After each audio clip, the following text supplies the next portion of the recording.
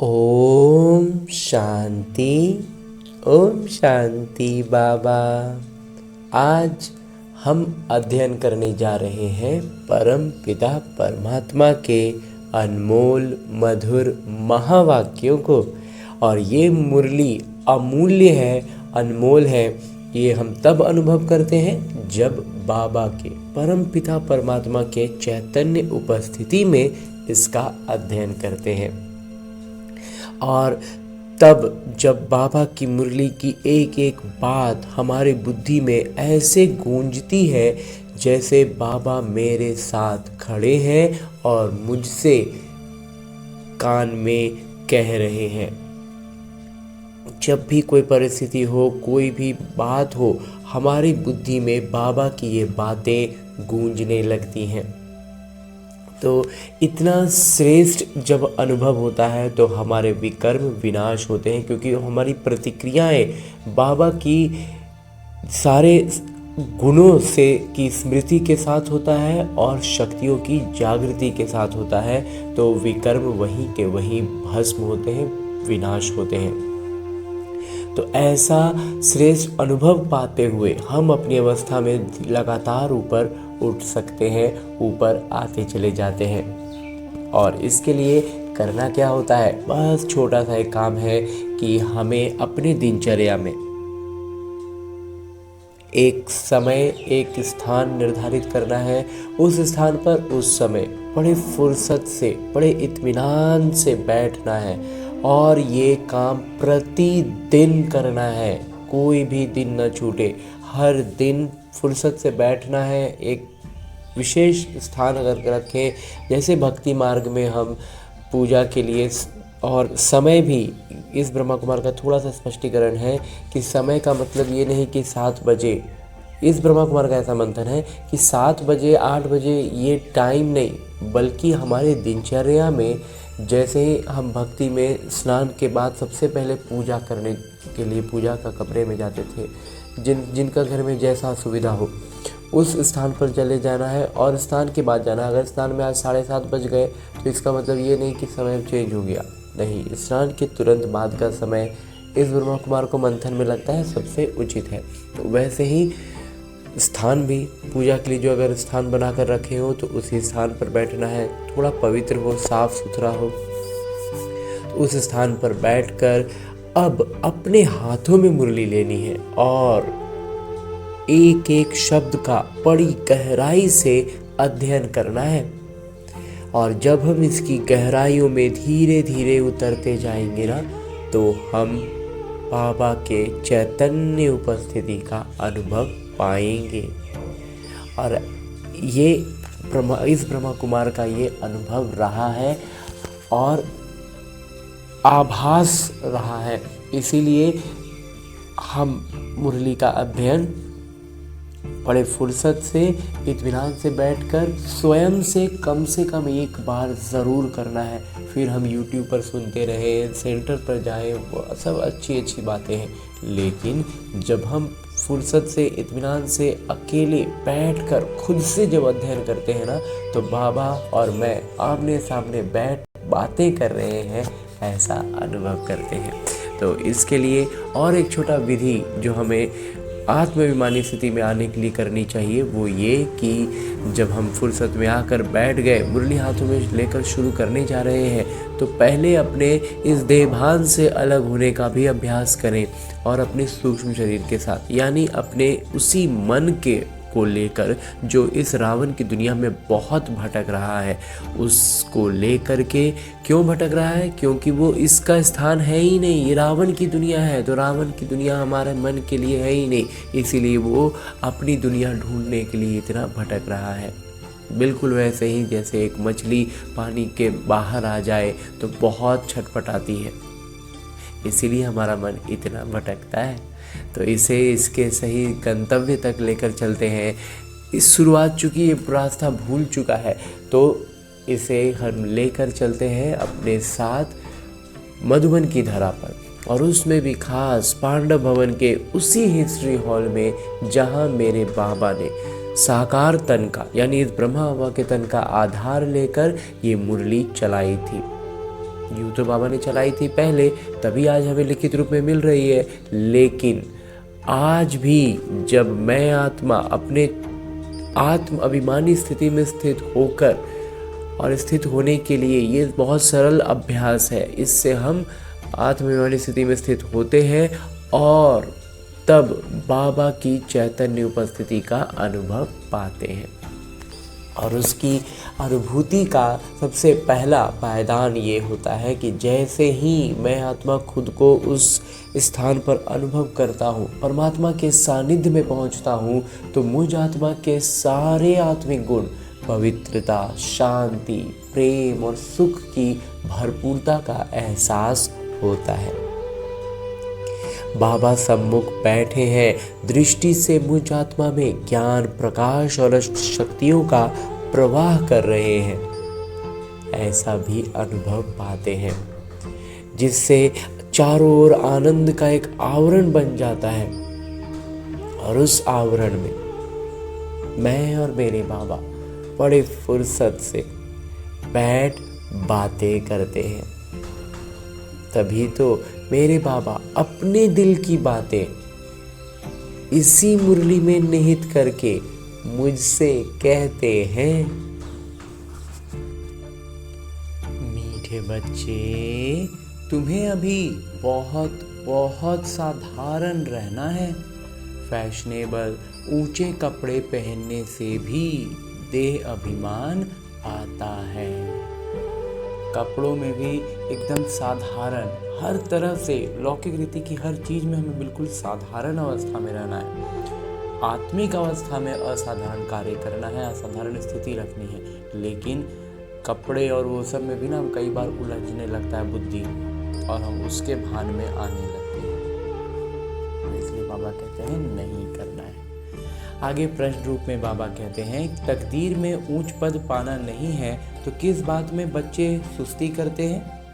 उत्तर बतलाते हैं मेरे बाबा। बाबा कहते, बच्चे अपना सुधार करने के लिए चार्ट रखो। याद का चार्ट रखने में बहुत फायदा है। नोटबुक सदा हाथ में हो। जांच करो कितना समय बाबा को याद किया, हमारा रजिस्टर कैसा है, दैवी चरित्र है, कर्म करते बाबा की याद रहती है, याद से ही कट उतरेगी, ऊंच तकदीर बनेगी। याद में रहेंगे तभी हमारे विकर्म विनाश होंगे, जो विकारी रूपी जंग है वो समाप्त होंगे और ऊंच पद मिलेगा। गीत है भोलेनाथ से निराला, ओम शांति। मीठे मीठे बच्चों, पास ये लक्ष्मी नारायण का चित्र घर में जरूर होना चाहिए। और कहते हैं बच्चों के पास लक्ष्मी नारायण का चित्र जरूर हो। इनको लक्ष्मी नारायण को देख बहुत खुशी होनी चाहिए, क्योंकि तुम्हारा ये है पढ़ाई का परम उद्देश्य। तुम जानते हो हम छात्र हैं और ईश्वर पढ़ाते हैं। ईश्वरीय छात्र व विद्यार्थी हैं, हम ये पढ़ते हैं। हमें ये बाबा सृष्टि का ज्ञान पढ़ाते हैं, कर्मों का ज्ञान पढ़ाते हैं, संकल्पों का शक्ति को याद दिलाते हैं। सबके लिए ये एक ही उद्देश्य है। इनको देखते बहुत खुशी होनी चाहिए। गीत भी बच्चों ने सुना, बहुत भोलेनाथ हैं। कोई शंकर को भोलानाथ समझते हैं, फिर शिव और शंकर को मिला देते हैं। अभी तुम जानते हो, वो शिव ऊंच से ऊंच भगवान और शंकर देवता, फिर दोनों एक कैसे हो सकते हैं? ये भी गीत में सुना कि भक्तों की रक्षा करने वाले जरूर भक्तों पर कोई आपदाएं हैं। बाबा कहते हैं ये भी सुन रहे हैं, गीत में है कि भक्तों की रक्षा करना है, तो रक्षा करने का मतलब है कि भक्त जो हैं वो आपदा में हैं। 5 विकारों की आपदाएं सबके ऊपर हैं। भगत भी सब हैं, सब अपने अपने स्तर पर कहीं ना कहीं कोई ना कोई तरह की भक्ति में है ही। ज्ञानी किसी को नहीं कहा जा सकता। ज्ञान और भक्ति बिल्कुल अलग चीज है, जैसे शिव और शंकर अलग हैं। अब जब ज्ञान मिलता है तो फिर भक्ति नहीं रहती, और एक बार ज्ञान में समझ गए, ज्ञान को समझ गए, फिर भक्ति नहीं रहती है, तुम सुखधाम के मालिक बनते हो, आधा कल्प के लिए सद्गति मिल जाती है। एक ही इशारे से तुम आधा कल्प का वर्षा पा लेते हो। देखते हो भक्तों के ऊपर कितनी तकलीफ है। ज्ञान से तुम देवता बन जाते हो, फिर जब भक्तों पर भीड़ होती है अर्थात दुख होता है, तब बाबा आते हैं। बाबा कहते हैं जब भक्त दुख में होते हैं तब फिर बाबा आते हैं। बाबा समझाते हैं ड्रामानुसार जो बीत गया सो फिर रिपीट होना है, फिर कल्प बाद वो रिपीट होगा। फिर भक्ति शुरू होती है तो वाम मार्ग शुरू होता है, अर्थात पतित बनने का मार्ग। वाम मार्ग का मतलब बाबा कहते हैं पतित बनने का मार्ग। उसमें भी नंबर 1 है काम, और उसमें सबसे ज़्यादा आगे आगे विकार में एकदम सबसे कड़ा जाल जिसको कहें, जिससे निकलना बहुत मुश्किल होता है, वो है काम विकार, जिसके लिए ही कहा जाता है काम पर जीत पाने से तुम जगत जीत बनेंगे। काम पर जीत पा लिए ना तो मतलब आधा से ज़्यादा काम हो गया। वो कोई जीत थोड़े ही पाते हैं। रावण राज्य में विकार के बगैर तो कोई का भी शरीर पैदा नहीं होता। सतयुग में रावण राज्य होता नहीं, और सतयुग की बात करें तो वहाँ रावण राज्य होता ही नहीं है। वहाँ भी अगर रावण होता तो बाकी भगवान ने राम राज्य स्थापन करके क्या किया, इसीलिए तो रावण का साम्राज्य ही वहाँ नहीं रहता है। बाबा को कितना होना रहता है हमारे बच्चे सुखी रहें। सुखी रखने के लिए रावण का एकदम से वजूद ही नहीं होता। धन इकट्ठा करके बच्चों को दे देते हैं कि सुखी रहे, परंतु यहाँ तो ऐसे हो नहीं सकता। वहाँ मतलब सतयुग में तो है कि धन अगर है तो वो सुख में ही रहेंगे, जितना ज़्यादा धन है उतना सुख है। बाबा कहते हैं क्योंकि सुख तो धन से आता है, ये बात बाबा मुरली में कह चुके हैं। लेकिन हाँ, ये जो सोचते हैं ना आज के समय में कि हम अपने बच्चों के लिए धन जमा करके रख देंगे तो वो सुखी रहेंगे, लेकिन बाबा कहते हैं परंतु यहाँ ऐसे नहीं होता, क्योंकि यहाँ विकार इतना है ना कि सुखी तो कोई रह ही नहीं सकता। ये है ही दुख की दुनिया। ये बेहद के पिता कहते हैं तुम वहाँ जन्म जन्मांतर सुख भोगते आएंगे, अथाह धन मिल जाता है, 21 जन्म वहाँ कोई दुख नहीं होगा। वहाँ दिवाला नहीं मारेंगे, वहाँ कोई भी दिवालिया हो जाए ऐसा नहीं होगा। ये बातें बुद्धि में धारण कर आंतरिक बड़ी खुशी रहनी चाहिए, अंदर से एकदम खुशी से झूमते रहेंगे। तुम्हारा ज्ञान और योग सारा गुप्त है, स्थूल हथियार आदि कुछ नहीं है। बाबा समझाते हैं ये है ज्ञान तलवार। उन्होंने फिर स्थूल हथियार निशानियाँ देवियों को दे दी हैं। शास्त्र आदि जो पढ़ते हैं वो लोग कभी ऐसे नहीं कहते कि ये ज्ञान तलवार है, ये ज्ञान खड़ग है। बाबा कहते हैं ज्ञान तलवार कहते हैं, ऐसा कोई नहीं कहता कि ज्ञान जो है वो तलवार है। बाबा कहते हैं ये ज्ञान खड़ग है। ये बेहद के पिता ही बैठ समझाते हैं, इसकी स्पष्टता तो बाबा ही करते हैं ना। वो समझते हैं शक्ति सेना ने जीत पाई है तो जरूर कोई हथियार होंगे। बाबा आकर सब भूलें बताते हैं। हम जो भूलें कर रहे थे ना, बाबा सब हमें स्पष्ट कर देते हैं। ये तुम्हारी बात बहुत ढेर मनुष्य सुनेंगे, विद्वान आदि भी एक दिन आएंगे। बाबा कहते सब कोई पहुँचेगा, सब मानेगा। बेहद के पिता है ना, तुम बच्चों को श्रीमत पर चलने में ही कल्याण है, तब देह अभिमान टूटेगा। इसलिए साहूकार लोग आते नहीं हैं, वो अपने देह अभिमान में होते हैं कि हम तो इतना धन दौलत इतना सुख वैभव में है, हमको कहाँ कोई वो है। लेकिन सबका देह अभिमान टूटेगा, सब आएंगे। बाबा कहते हैं देह अहंकार को छोड़ो, अच्छे कपड़े आदि का भी नशा रहता है। तुम अभी वनवाह में हो ना, अभी जाते हो ससुर घर, वहाँ तुमको बहुत जेवर पहनाएंगे। यहाँ ऊंचे कपड़े नहीं पहनने हैं, यहाँ पे बहुत ज़्यादा एकदम ठाट बाट वाला कपड़ा रहन सहन में नहीं जाना है। बाबा कहते हैं मीडियम हो, एकदम निम्न स्तर में भी नहीं चले जाना है, लेकिन मध्यम स्तर पर रहना है। बाबा कहते हैं बिल्कुल साधारण रहना है। जैसे कर्म मैं करता हूँ, बच्चों को भी साधारण रहना है, नहीं तो देह का अभिमान आ जाता है। जहाँ ठाट बाट में गए, मतलब वो ठाट बाट का मतलब क्या, मतलब है देह अभिमान, तो वो सब बहुत नुकसान कर देते हैं। तुम जानते हो, हम ससुर घर जाते हैं, वहाँ हमको बहुत जेवर मिलेंगे। यहाँ तुमको जेवर आदि नहीं पहनने हैं। जेवर भी बाबा कहते हैं नहीं पहनने। आजकल चोरी आदि कितनी होती है, रास्ते में ही डाकू लूट लेते हैं। दिन प्रतिदिन ये हंगामा आदि ज़्यादा बढ़ता जाएगा। इसलिए बाबा कहते हैं, अपने को आत्मा समझ मुझे याद करो। इस सब में क्यों उलझ रहे हो? बाबा कहते हैं सब छोड़ो, मुझे याद करो। आत्माभिमानी स्थिति में जितना ज़्यादा आते जाएंगे ना, सब कर्मों का हिसाब किताब समझ में आता जाएगा। देह अभिमान में आने से बाबा को भूल जाएंगे। ये मेहनत अभी ही मिलती है। बाबा कहते हैं जहाँ देह अभिमान में फंसे बाबा को भूलेंगे, तो अभी हमें बस यही एक मेहनत करना है, भूलना नहीं है। फिर कभी भक्ति मार्ग में ये मेहनत नहीं मिलती। भक्ति में ये मेहनत थोड़ी होता है कि भगवान को कैसे याद करना, यथार्थ रीति। अभी तुम संगम पर हो। तुम जानते हो बाबा आते ही हैं पुरुषोत्तम संगम युग पर। लड़ाई भी जरूर होगी। एटॉमिक बॉम्ब आदि खूब बनाते रहते हैं। कितना भी माथा मारो कि ये बंद हो जाए, परंतु ऐसा हो नहीं सकता। ड्रामा में नूंद है, समझाने से भी समझेंगे नहीं। मौत होना ही है तो बंद कैसे होगा? जब उससे मौत होना है, ड्रामा में है, तो फिर वो बनाना बंद कैसे करेंगे? समझते भी हैं तो भी बंद नहीं करेंगे।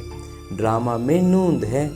यादवों और कौरवों को खल्लास होना ही है।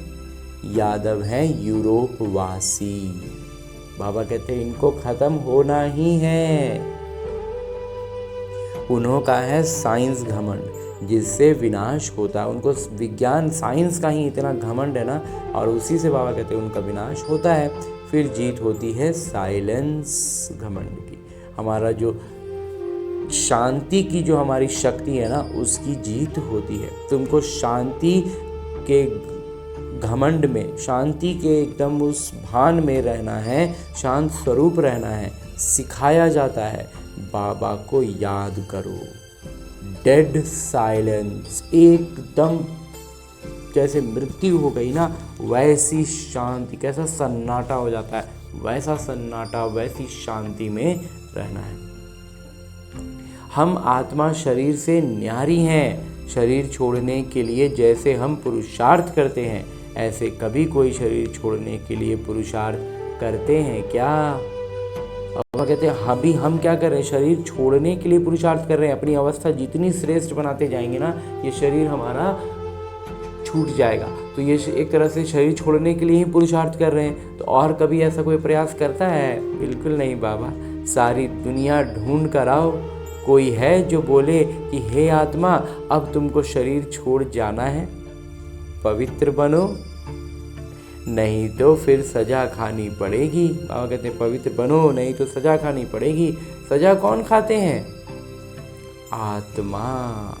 उस समय साक्षात्कार होता है, तुमने ये पाप किए हैं, सजा खाओ। उस समय महसूस होता है जैसे जन्म जन्मांतर की सजा मिलती है। इतना दुख भोगना, बाकी सुख का संतुलन क्या रहा? बाबा कहते हैं इतना दुख भोगना है, इतनी सजा मिली है। बाबा कहते हैं तो फिर सुख से कुछ तो संतुलन कर लेते। क्या हम संतुलन कर पाए? बाबा कहते हैं अभी कोई पाप कर्म नहीं करो, अपना रजिस्टर रखो।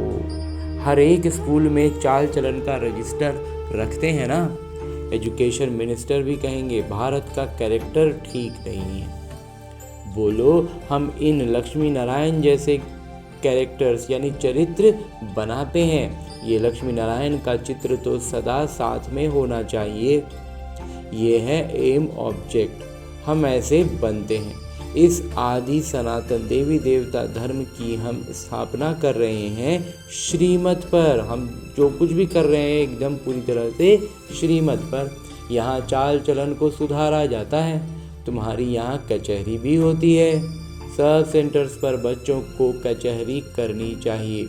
रोज बोलो चार्ट रखो तो सुधार होगा। बाबा कहते हैं रोज इस बात को स्मृति में लाना है कि चार्ट रखना है, चार्ट को मेंटेन करना है, प्रतिदिन पोता में लिखना है, तो इस चीज़ से हमारा सुधार होगा।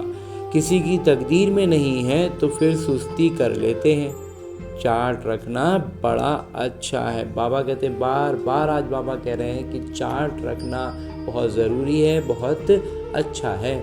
तुम जानते हो हम इस 84 के चक्र को जानने से ही चक्रवर्ती राजा बन जाते हैं। कितना सहज है, और फिर पवित्र भी बनना है। याद की यात्रा का चार्ट रखो, इसमें तुमको बहुत फ़ायदा है। बाबा कहते हैं जितना चार्ट रखेंगे उसके हिसाब से ना हमारे भीतर स्वाभाविक तौर पर परिवर्तन के लिए सजगता बढ़ेगी। ध्यान रहेगा ना कि आज फिर चार्ट लिखेंगे तो आज फिर यहाँ पर ये चीज़ गड़बड़ होगा और हो ना जाए, तो आज उसको सुधारना है। ऐसे करते करते हर एक समय पर सजगता आती रहेगी और हम उस समय पर याद में रह पाएंगे और हमारा चार्ट सुधरता जाएगा। तो चार्ट लिखेंगे तभी ये चीज़ होगा ना। नोटबुक नहीं निकाला तो समझो बाबा को याद नहीं किया। बाबा कहते हैं अगर नोटबुक निकाल के चार्ट नहीं रख रहे हैं ना तो समझ लो तुम बाबा के याद में ही नहीं हो। नोटबुक सदा हाथ में रखो, अपना चार्ट देखो। कितना समय बाबा को याद किया। याद बगैर जंग उतर न सके। ये जो जंग लगा हुआ है ना पूरा लोहे की अवस्था है और लोहा में तो जंग लगता है, तो जंग लग गया, अब जंग उतारना है, बिना याद के उतर न सके। कट उतारने के लिए चीज़ को घासलेट में डालते हैं ना, जिस चीज़ में जंग लगा हुआ उसको घासलेट में डाल दिया जाए, मिट्टी तेल में, किरोसिन में, तो वो उसका जंग समाप्त हो जाता है। तो वैसे ही बाबा हमें याद के इस योग अग्नि में तपने के लिए कह रहे हैं। कर्म करते हुए भी बाबा को याद करना है तो पुरुषार्थ का फल मिल जाएगा। मेहनत है ना, तो इतना सजगता रखना और कर्म करते हुए याद में रहना, यही मेहनत है ना, अभ्यास से आता है। ऐसे ही थोड़े ही ताज रख देंगे सिर पर। बाबा कहते हैं ताज सिर पर रखना है विश्व महाराजा का, तो ऐसे ही थोड़ी हो जाएगा, कुछ तो मेहनत करना होगा ना, कुछ तो मेहनत करनी है। इसमें हाथ पांव आदि कुछ भी नहीं चलाने हैं, लेकिन इस मेहनत में क्या है, शारीरिक मेहनत नहीं है कि हाथ से मेहनत हो रहा है, पैर से मेहनत हो रहा है। सब अपनी आत्मा के स्तर पर पुरुषार्थ का मेहनत है, अभ्यास का मेहनत है। पढ़ाई तो बिल्कुल सहज है, बुद्धि में है। शिव बाबा से ब्रह्मा द्वारा हम ये बन रहे हैं। कहीं भी जाते हो तो बैज पड़ा रहे, बोलो वास्तव में कोट ऑफ आर्म्स ये है। बाबा कहते हैं वास्तव में कोट ऑफ आर्म्स यही है। समझाने की बड़ी रॉयल्टी चाहिए, बहुत मीठापन से समझाना है। कोट ऑफ आर्म्स पर भी समझाना है। ये जो कोट की बात हो रही है, बाबा कहते हैं इस पर भी समझाना है। प्रीत बुद्धि और विपरीत बुद्धि किसको कहा जाता है? तुम बाबा को जानते हो।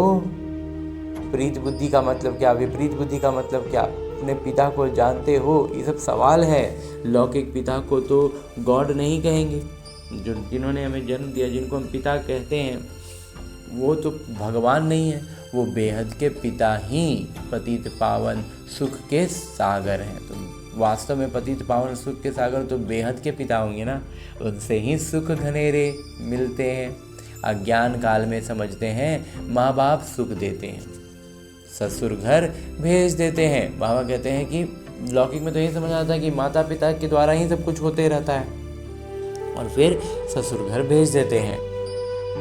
अब तुम्हारा है बेहद का ससुर घर, तो वो होता था लौकिक रीति से। अब बाबा कहते हैं ये है बेहद का, वो है हद का। वो माँ बाप करके 5-7 लाख करोड़ देंगे। बाबा कहते हैं वो लौकिक माता पिता क्या करेंगे, जब ससुर घर भेजेंगे तो कुछ दहेज देकर भेजेंगे, कुछ लाख होगा या जो उसका जैसा है वो करोड़ों तक होगा तो करोड़ भी देगा।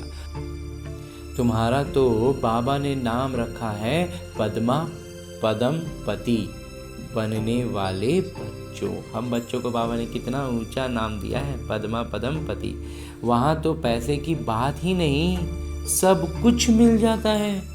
बड़े अच्छे अच्छे महल होते हैं, जन्म जन्मांतर के लिए तुमको महल मिलते हैं। सुदामा का मिसाल है ना, चावल मुट्ठी सुना है तो यहाँ भी ले आते हैं। बाबा कहते हैं सुदामा का मिसाल सुने हैं तो यहाँ भी क्या करते हैं, एक मुट्ठी चावल लेके पहुँच जाते हैं बाबा के पास।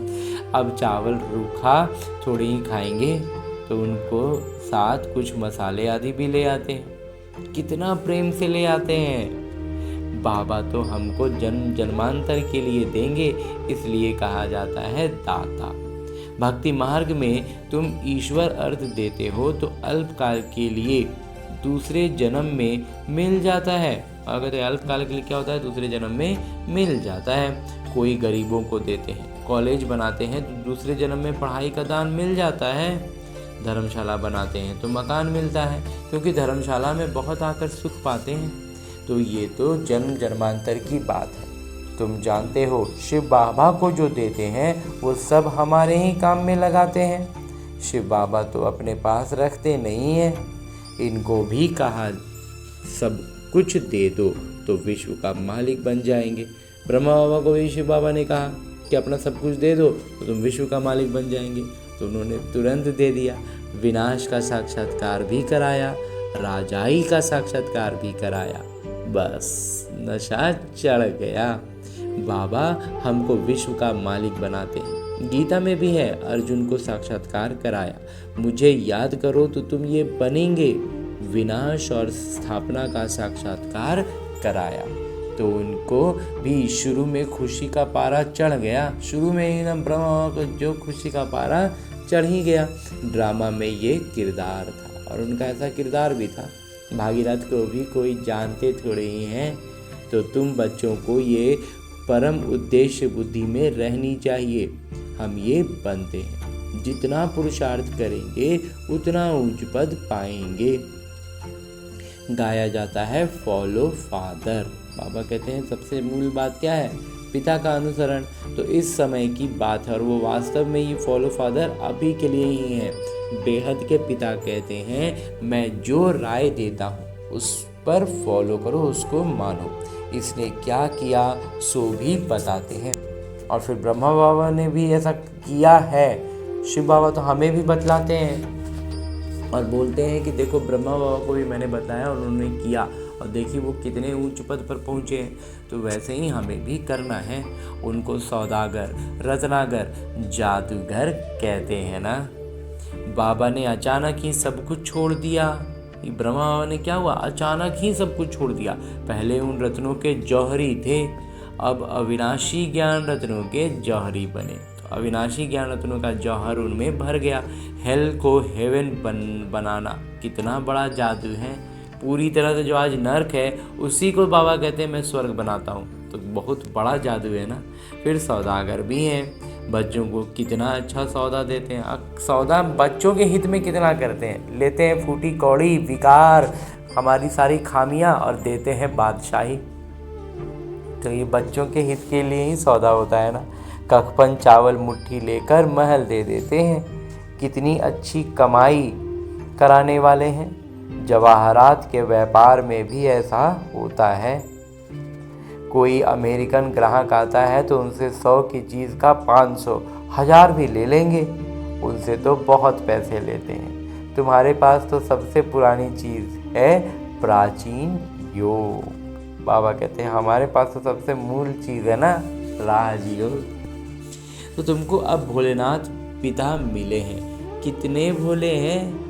तुमको क्या बनाते हैं, कखपन के बदले तुमको 21 जन्म के लिए क्या बना देते हैं। मनुष्यों को कुछ भी पता नहीं। कभी कहेंगे भोलानाथ ने ये कह दी ये दिया, कभी कहेंगे अम्बा ने दिया, फिर गुरु ने दिया। यहाँ तो है पढ़ाई। यहाँ पे सिर्फ पढ़ाई है और पढ़ाई पे सारा दारोमदार है। तुम ईश्वरीय पाठशाला में बैठे हो। ईश्वरीय पाठशाला कहेंगे गीता को। गीता में है भगवानुवाच। परंतु ये भी किसी को पता नहीं है कि भगवान किसको कहा जाता है। भगवानुवाच तो है, लेकिन है भगवान कौन ये पता थोड़ी है। कोई से भी पूछो। परम पिता परमात्मा को जानते हो। पिता है बागवान। तुमको कांटों से फूल बना रहे हैं। उनको गार्डन ऑफ अल्लाह कहते हैं। यूरोपियन लोग भी कहते हैं पैराडाइज। बरोबर भारत परिस्तान था, अब कब्रिस्तान है। अभी फिर तुम परिस्तान के मालिक बनते हो। बाबा आकर सोए हुए को जगाते हैं, ये भी तुम जानते हो, नंबरवार पुरुषार्थ अनुसार। जो सुख जो खुद जाग जाते हैं, बाबा कहते हैं जो खुद से जाग जाते हैं तो दूसरों को भी जगाते हैं। पूरी तरह से जिसका नींद टूट जाएगा ना, वो दूसरों को जगाएंगे। और जो जिनका खुद का ही नींद नहीं टूट रहा है, खुद ही विकारों से नहीं निकल पा रहे हैं, तो वो क्या दूसरों को जगाएंगे? नहीं जगाते हैं तो गोया खुद जगे हुए नहीं है। जाहिर सा बात है, अगर हम दूसरा को जगा नहीं पा रहे हैं मतलब हम खुद जगे हुए नहीं हैं। तो बाबा समझाते हैं, इन गीतों आदि की भी ड्रामा में नूंद है। कोई गीत बहुत अच्छे हैं। जब तुम उदास हो जाते हो तो ये गीत बजाओ तो खुशी में आ जाएंगे। ये गीत जो है ना, ये हमारी अवस्था को बहुत नीचे जब हो जाती है तो उसको ऊपर लाने में बहुत कारगर होते हैं। इनके संगीत और इनका गीत जो शब्द होते हैं, जो मायने उसके होते हैं, वो बहुत ऊपर हमें उठा देते हैं। तो अगर कभी भी अगर उदास हो जाओ तो ये गीत बजाओ और खुशी में आ जाओ।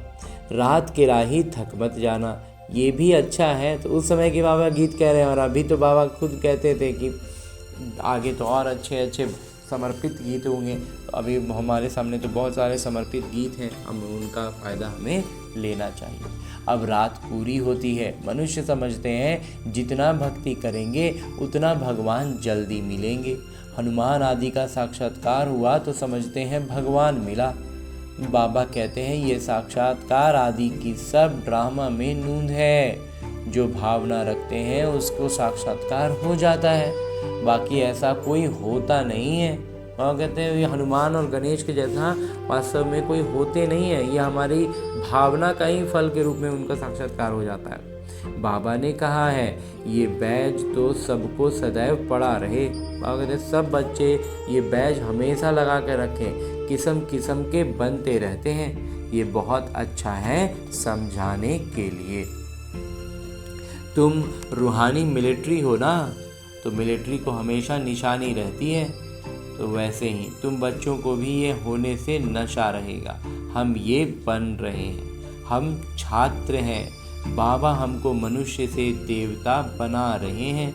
मनुष्य देवताओं की पूजा करते हैं। देवताएं तो देवता को पूजा नहीं करेंगे। एक देवता दूसरी देवता का पूजा थोड़ी करेंगे। हम मनुष्य भी पतित अवस्था में तब तो उनकी पूजा कर रहे हैं ना। तो यहाँ मनुष्य देवताओं की पूजा करते हैं क्योंकि वो श्रेष्ठ हैं। अंची बाबा। अच्छा, मीठे मीठे सिकिलते बच्चों प्रति माता पिता बाबा का याद प्यार और आशीर्वाद। रूहानी बाबा की रूहानी बच्चों को नमस्ते। हम रूहानी बच्चों की ओर से रूहानी माता पिता को याद प्यार और प्रणाम।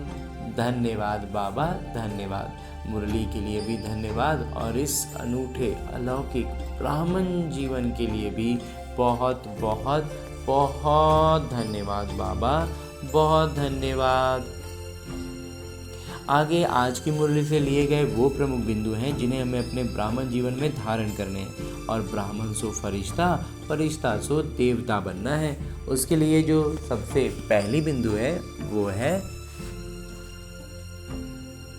बुद्धि में सदा अपना परम उद्देश्य याद रखनी है। लक्ष्मी नारायण का चित्र सदा साथ रहे। इसी खुशी में रहो कि हम ऐसा बनने के लिए पढ़ रहे हैं। अभी हम हैं गॉडली स्टूडेंट, अभी हम ईश्वरीय छात्र हैं, ईश्वर के सीधा सीधा छात्र हैं। भगवान हमको पढ़ाते हैं। ये सब एकदम सजगता रहे, नशा की तरह चढ़ा रहे। दूसरा है अपना पुराना कखपन चावल मुट्ठी दे महल लेने। ब्रह्मा बाबा को फॉलो कर अविनाशी ज्ञान रत्नों का जौहरी बनना है।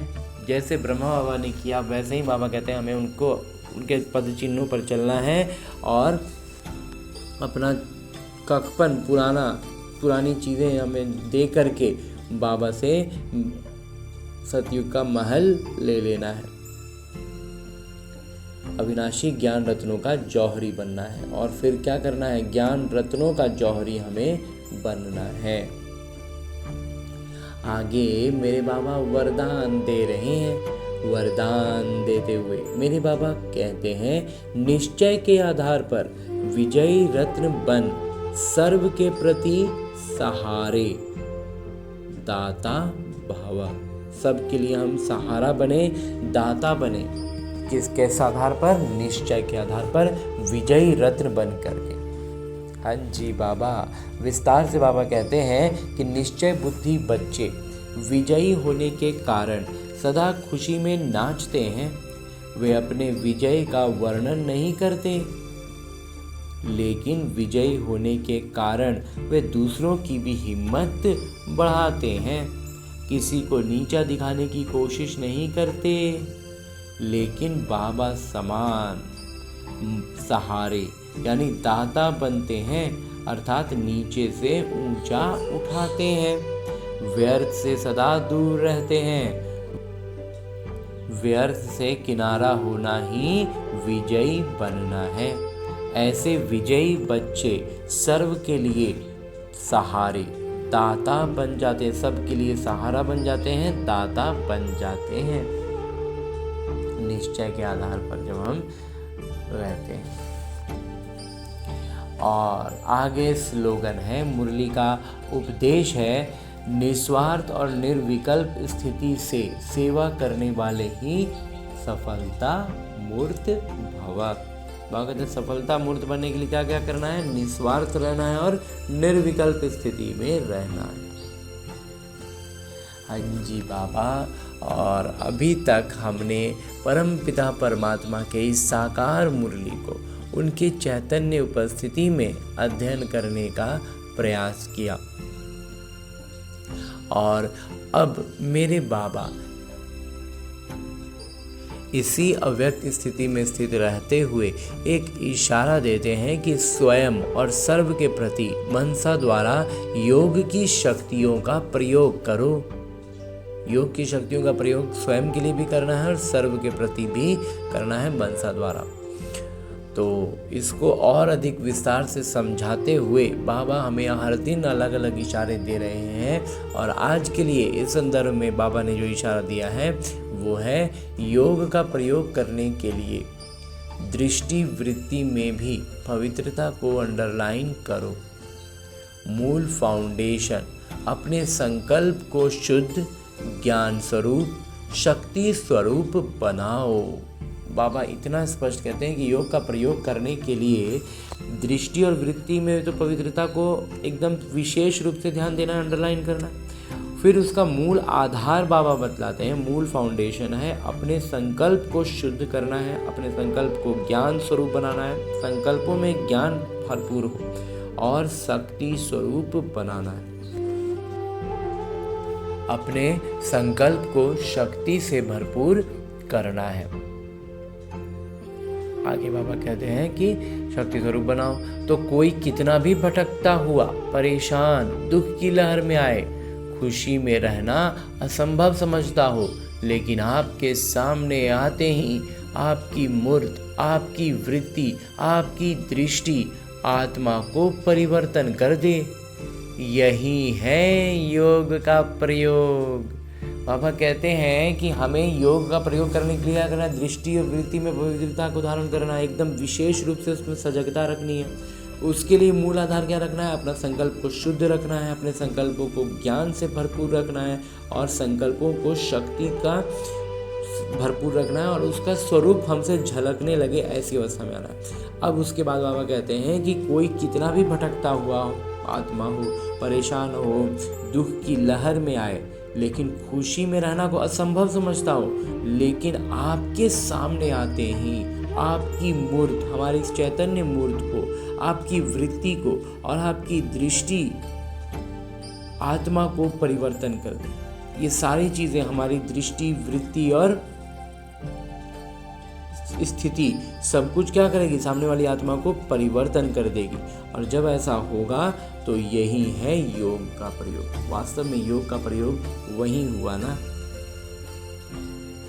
तो हमें इस बात के लिए बहुत बहुत बहुत खुशी में रहना है और इसका अभ्यास करने के लिए सजगता जरूर रखनी है।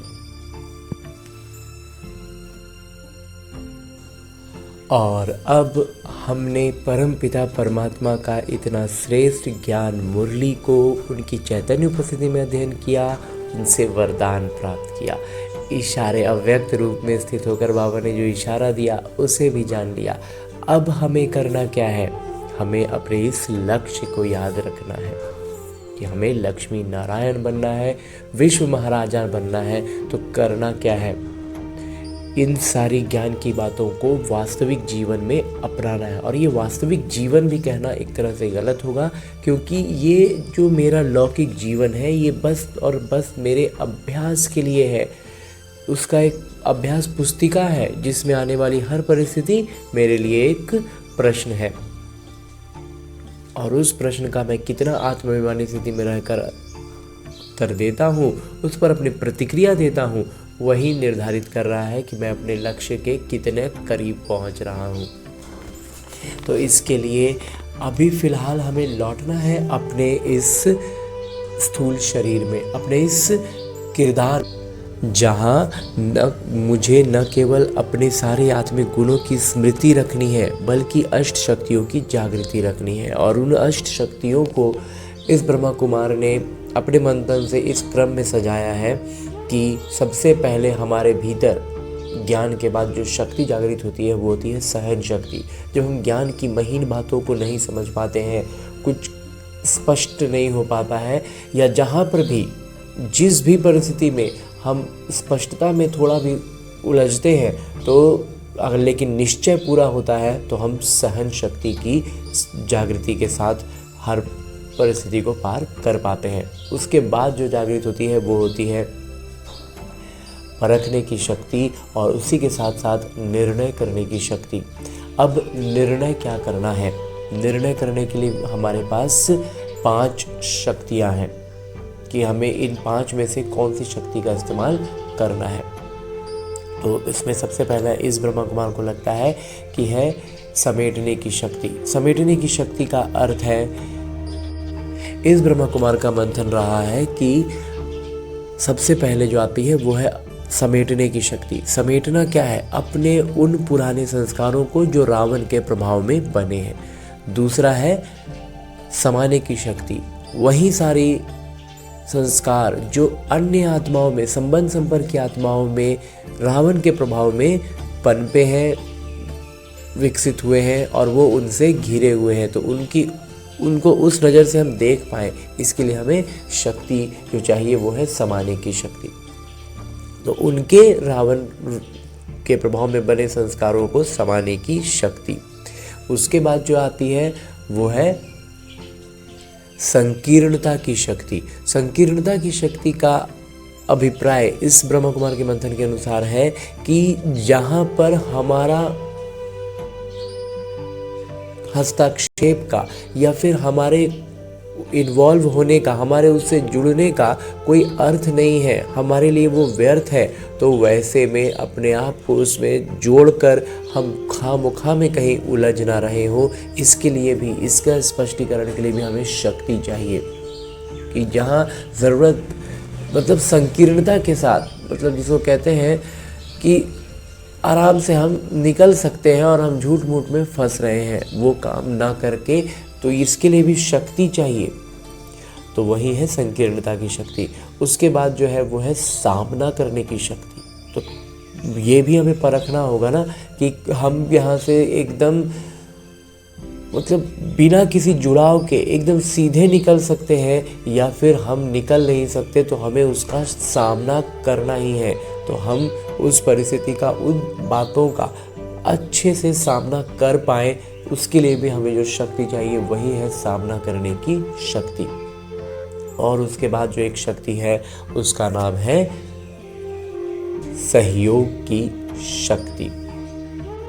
सहयोग की शक्ति का अर्थ है कि जब हम अपने सारे गुणों और शक्तियों से खुद को भरपूर अनुभव करते हैं, सारी शक्तियों की जागृति के साथ होते हैं, तब हम अन्य आत्माओं को सहयोग दे सकते हैं। यूँ तो हम यहाँ गलती ये करते हैं कि आज हमने पहला ज्ञान समझा और हम दूसरों को बताते हैं, तो ये बहुत खुशी और उमंग उत्साह के लिए ठीक है, लेकिन दूसरों को बताने में अगर हम पीछे हो रहे हैं, हम फिसल रहे हैं, वो हमें खींच ले रहे हैं, तो इसका मतलब है कि हम सहयोग की शक्ति से भी निपुण नहीं हुए हैं। तो जब तक हम खुद का पाँव अच्छे से न जमा लें, हम बाढ़ में किसी बह रहे या व्यक्ति को लौकिक तौर पर अगर उदाहरण के रूप में देखें तो किसी को बहता हुआ क्यों हम रोकें और खुद ही हमारे पाँव जमे नहीं हैं, हमने खुद को रस्सी से कोई चीज़ से बांधा नहीं है, तो फिर हम दूसरों को मदद नहीं कर सकते हैं, हम खुद ही बहने लग जाएंगे।